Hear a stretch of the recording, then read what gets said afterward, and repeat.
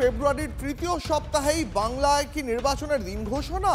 ফেব্রুয়ারির 20 তারিখের পর ভোট ঘোষণা হতে পারে, ভবিষ্যৎবাণী শুভেন্দু অধিকারী।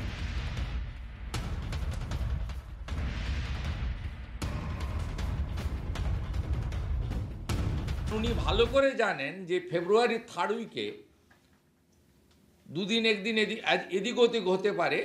এটা ইলেকশন কমিশনের বিষয়, আমার নয়। কিন্তু 2021-এর যে দিন সে অনুযায়ী এমসিসি চালু হয়ে যাবে আফটার 20 ফেব্রুয়ারি এনি ডে, সেটা ইলেকশন কমিশন বলবে। তাই তারপরে তো আর কোনো প্রশ্ন নেই।